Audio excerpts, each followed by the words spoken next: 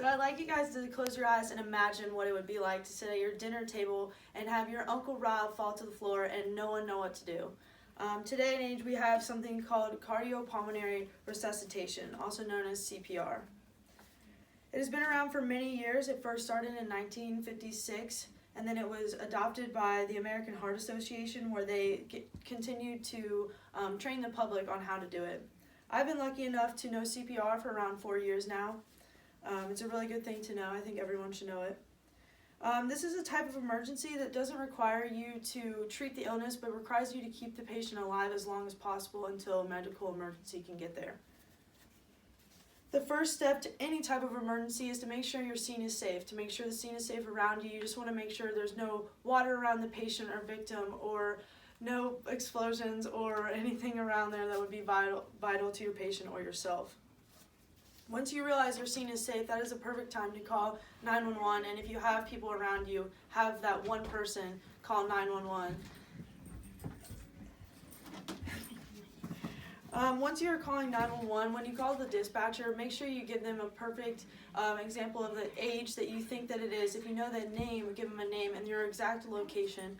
Never hang up on dispatch before they're done talking to you, because you never know when the information is enough.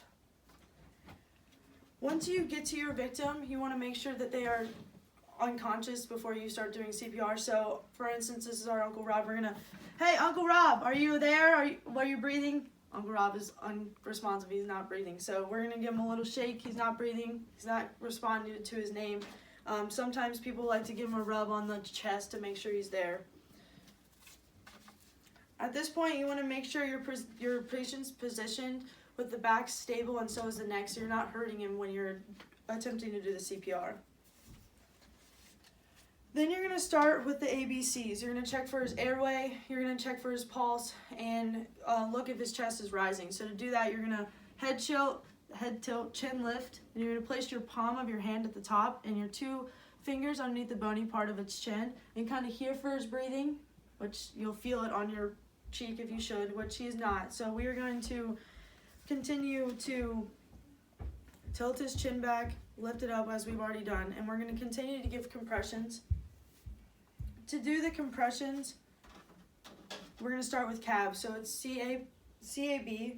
Compressions start first. You're going to place your hands like this in between or underneath the lower breastbones, and continue to do 30 chest compressions, 2 inches down. You want to make sure that you count aloud, because there could be a lot of things going on around you, so you need to make sure that you are keeping track of the compressions. So we'll start like this: 1, 2, 3, 4, 5, 6, 7, 8, 9, 10, 11, 12, 13, 14, 15, 16, 17, 18, 19, 20, 21, 22, 23, 24, 25, 26, 27, 28, 29, 30.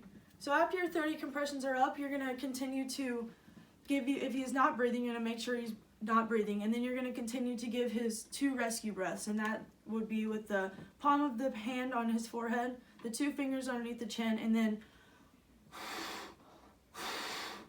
you're going to look to see if his chest is rising. If his chest is rising, that means the airway is not obstructed. That means there's nothing in the airway.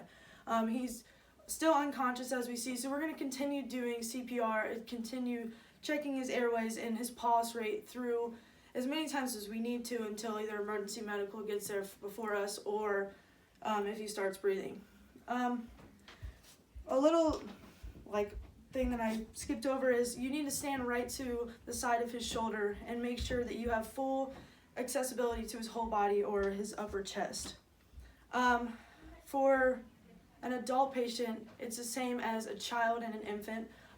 The difference between an infant and an adult is that infants are a little bit more fragile, and you're going to use 2 fingers and place your hand behind its neck to make sure it's stable.